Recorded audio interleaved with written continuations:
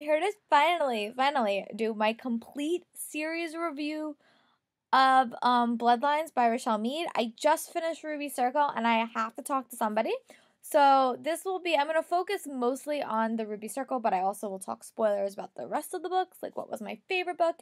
And if you guys want a non-spoiler review of this series, just comment below and I'll do it. So if you would like the non-spoiler review, go and comment below and I'll do it. But stop listening because I'm going to talk spoilers.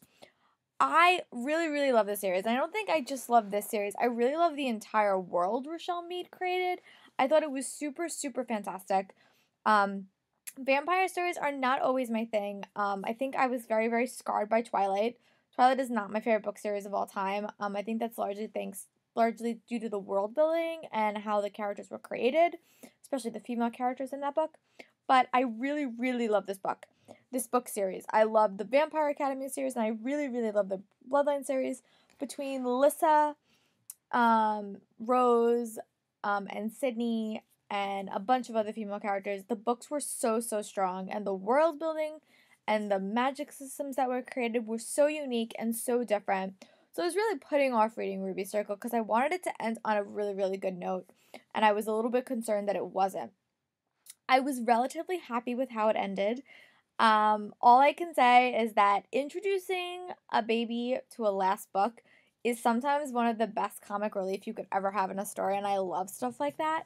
I really loved how Baby Declan really changed the dynamic of so many characters, not only his presence, but also how he got there, like how that could impact everyone, like Dimitri and Rose, and how that will impact them in the future.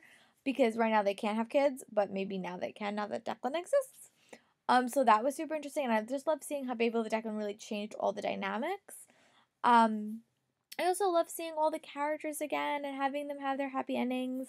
I really, really grew to really, really love and enjoy these characters. So to have Jess and Eddie have their happy ending, and to see Christian and Lissa have a happy ending, to see Rose and Dimitri have a happy ending, and to finally see Adrian and Sydney happy with Baby Declan was so much fun to read about.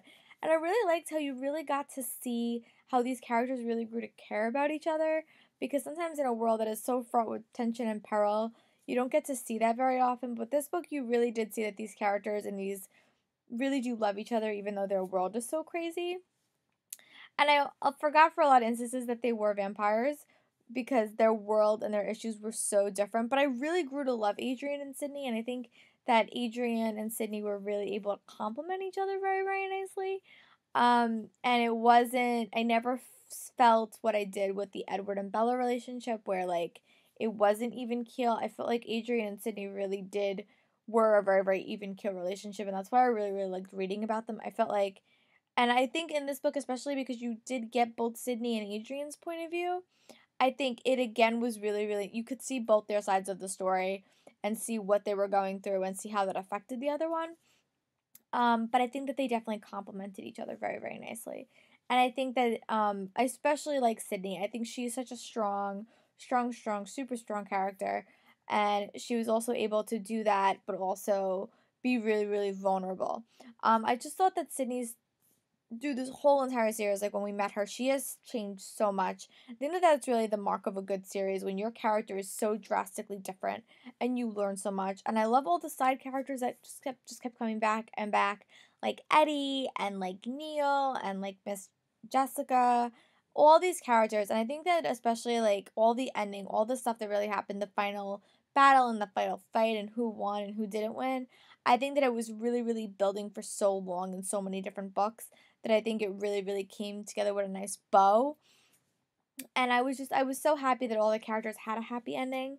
I don't know if we're ever gonna get like a sequel series or a series set in this world again because I really, really did love Rochelle Mead's world. I know she's writing a standalone. She's also writing another series next year, so that I'll have to keep an eye out for. I know Souls comes out next month, which is why I really, really wanted to complete this so I would have it done so I could get it. And I'm gonna wait because it might be in my Owl Crate box next month. I don't know. We'll have to wait and see. But yeah, so those are just my thoughts about Bloodlines by Rochelle Mead.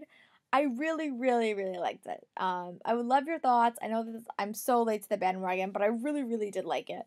So let me know below what you guys thought of it, if you guys enjoyed it as much as I did, and if you guys are going to check out Soulless because it comes out next month. I hope you guys are having a great day. Bye.